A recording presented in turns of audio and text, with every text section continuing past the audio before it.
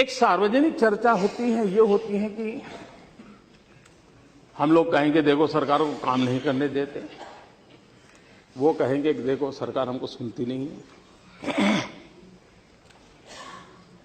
किसी को लगता है देखो हमने दिखा दी हमारी ताकत, भले हम कम हैं लेकिन हम, ये सब चल रहा है। लेकिन एक और बात है जिस पर ध्यान देने की आवश्यकता है, ये सदन क्यों नहीं चलने दिया जाता है? इसलिए नहीं कि सरकार के प्रति रोष है, एक इंफीरियरिटी कॉम्प्लेक्स के कारण नहीं चलने दिया जाता, क्योंकि विपक्ष में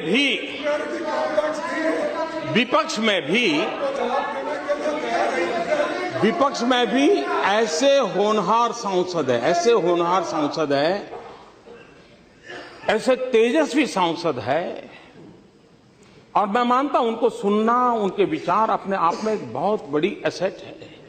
लेकिन अगर सदन चलेगा तो उनको बोलने का अवसर मिलेगा, अगर वो बोलेंगे तो बहुत उनकी जय जयकार होगी, तब हमारा क्या होगा ये चिंता सता रही है।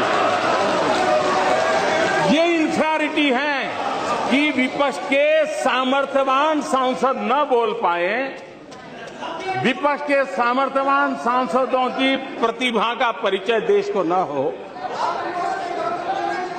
इसलिए ये सरकार को रोकने वाली बात तो अपनी जगह पे है, लेकिन विपक्ष में कोई ताकतवर बनना नहीं चाहिए, कोई होनहार दिखना नहीं चाहिए।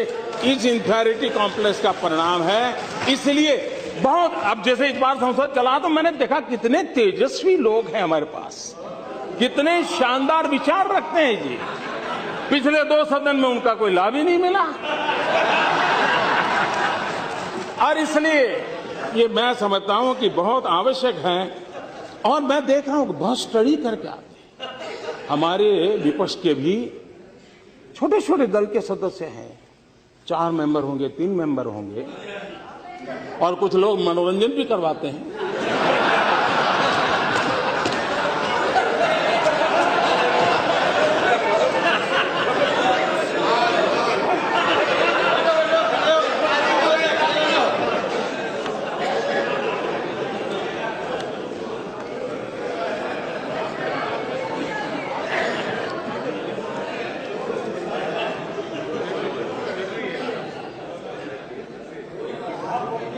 मेरे मन में जब मैं कुछ पढ़ता रहता हूं तो कुछ बातें अच्छी लगती हैं। हम लोग किसी की मजाक नहीं उड़ानी चाहिए। मेक इन इंडिया की मजाक उड़ा रहे हैं ना, मेक इन इंडिया की मजाक उड़ा रहे हैं। ये मेक इन इंडिया देश के लिए है। हाँ, सफल नहीं हुआ तो सफल होने के लिए क्या करना चाहिए, सफल होने में क्या कमियां हैं उसकी चर्चा होनी चाहिए। लेकिन मैं एक बात कहना चाहता हूं, और मुझे लगता है जाने ऐसा क्यों है कि हम लोग अपने देश की इमेज ऐसे बनाते हैं जैसे हम भीख का कटोरा लेकर के निकले हो,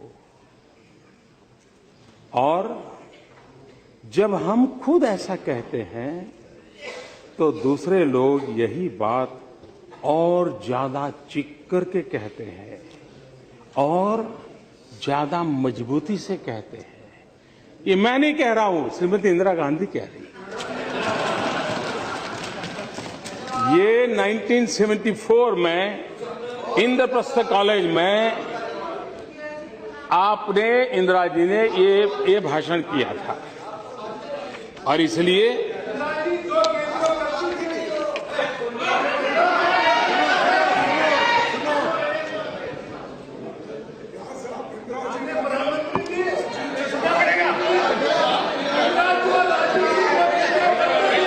ये भी बात है कि हम कोई भी नई योजना लाए, नई तरीके से लाएं, तो कुछ लोगों को उम्र तो बढ़ती है लेकिन समझ नहीं बढ़ती है, तो समझने में बड़ी देर लग जाती है। कुछ लोगों का ऐसा रहता है और इसलिए चीजें समझने में बड़ा समय जाता है। कुछ लोग तो समय बीतने के बाद भी चीजें समझ नहीं पाते और इसलिए अच्छा लगता है विरोध करें, तो वो विरोध करना अपना तरीका ढूंढते रहते हैं। और इसलिए मैं एक पीड़ा कहना चाहता हूं। हमारे देश में बहुत सी दिक्कतें हैं, ज्यादातर ऐसी है जो बहुत पुरानी है। गरीबी, पिछड़ापन, अंधविश्वास, कुछ गलत परंपराएं, कुछ समस्याएं विकास और तरक्की के साथ भी आई हैं। लेकिन इस देश की सबसे बड़ी चुनौती है तेजी से हो रहे बदलाव का विरोध।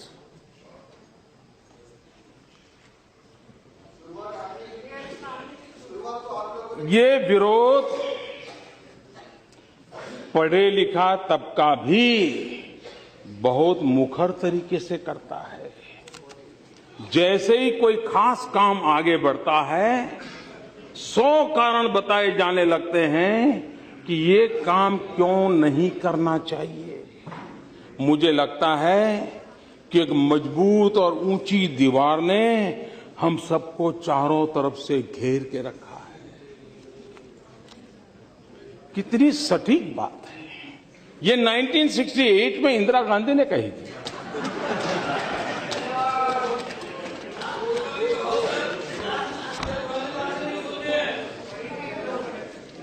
यहां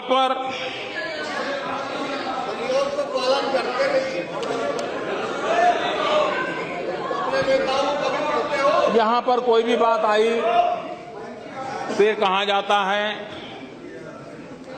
कि ये तो हमारे समय का है, ये तो हमारी देन है। कुछ बातें ऐसी हैं जो आप ही की तो देन है। अब हमने एक अभियान चलाया स्कूलों में टॉयलेट बनाने का। अब आपकी बात सही है कि मोदी जी, अगर हमने हमारे कार्यकाल में सभी स्कूलों में टॉयलेट बना दिए होते तो तुम क्या करते? ये तो हमने नहीं बनाए, इसलिए तुमने 4 लाख बनाए। ये आप ही की तो देन है।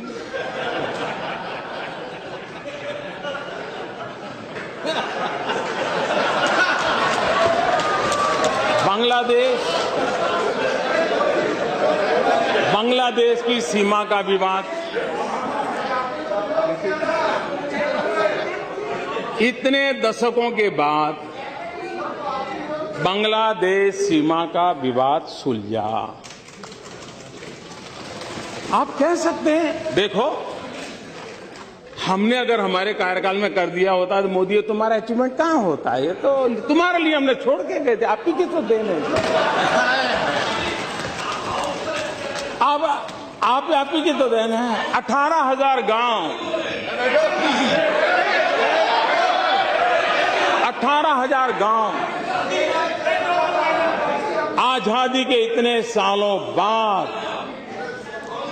अंधेरे में डूबे हुए हो, और अगर हम उन गांवों में बिजली पहुंचाए तो आप गर्व से कह सकते हो कि मोदी जी ये 18,000 हमने, हमारी तो देन है, तभी तो आप कर रहे हो। और इसलिए ये आप ही की देन है, इसका मैं कोई इनकार नहीं कर सकता। 60 साल के आपके ही कारोबार का ये परिणाम है, इसका कोई इनकार नहीं कर सकता है। और इसलिए कभी कभी बड़े गर्व के साथ मनरेगा की चर्चा होती है। मनरेगा की चर्चा होती है ज्ञान देने की जरूरत नहीं है। मैं जरा कहना चाहता हूं, इसका इतिहास 50 साल पुराना है, लेकिन उसके पहले भी राजे रजवाड़ों के जमाने में भी ऐसी कुछ न कुछ बातें चलती थी। आप देखिए 1972 महाराष्ट्र की रोजगार गारंटी योजना 1972 में आई। 1980 में national rural employment programme NREP in 1980 में उसका रिकार्नेशन हुआ। 1983 में rural landless employment guarantee programme RLEGP ग्रामीण भूमिहीन रोजगार गारंटी कार्यक्रम आया। ये सब इनकारनेशन होते गए, योजनाओं का पुनर्जन्म होता गया। उसके बाद 1989 में जवाहर रोजगार योजना JRY, ये मनरेगा का पिछले जन्म का नाम है। लेकिन मैं हैरान हूं, बाद में जवाहरलाल जी का नाम निकाल दिया गया और किसी और ने नहीं निकाला, उसी दल ने निकाला जो हमें कोसते रहते हैं। उसके बाद 1993 एम्प्लॉयमेंट एश्योरेंस स्कीम EAS सुनिश्चित रोजगार योजना ये आया। उसके बाद वाजपेयी जी की सरकार आई, तो उस समय इन सभी योजनाओं में से जो भी अच्छा था ले लेकर के संपूर्ण ग्रामीण रोजगार योजना SGRY ये शुरू हुआ। 2004 में फिर उसमें इनकारनेशन हुआ। National food for work programme, काम के बदले अनाज का राष्ट्रीय कार्यक्रम आया। और उसके बाद इसने नया रूप 2006 में लिया मनरेगा। और इसलिए पहले नरेगा और फिर कुछ एक नया ज्ञान हुआ तो फिर वो मनरेगा हुआ। तो ये गरीबों की भलाई के लिए कुछ न कुछ योजनाएं लगातार चलती रही है। ये बात सही है कि आप बड़े सीना तान करके कह सकते हो कि मोदी जी चुनाव में भाषण करना अलग चीज है, तुम कहते हो गरीबी हटाओगे, लेकिन तुम्हें मालूम नहीं हम कौन है। अरे हमने गरीबी की जड़ें इतनी जमा दी हैं, इतनी जमा दी है। मोदी तुम उखड़ जाओगे लेकिन इसे उखाड़ नहीं पाओगे। ये बात सही है कि मुझे यहां आने के बाद पता चला कि इतनी जड़ें जमाई है आपने, इतनी जड़ें जमाई है आपने। और इसलिए मैंने पिछली बार भी कहा था, इस बात का कोई इनकार नहीं करेगा कि इस देश के 60 साल के कार्यकाल में अगर हम गरीबों का भला कर पाए होते तो आज मेरे देश के गरीबों को मिट्टी उठाने के लिए, गड्ढा खोदने के लिए मजबूर नहीं होना पड़ा। ये हमारा सफलता का स्मारक नहीं है, ये हम सबको स्वीकार करना होगा। और इसलिए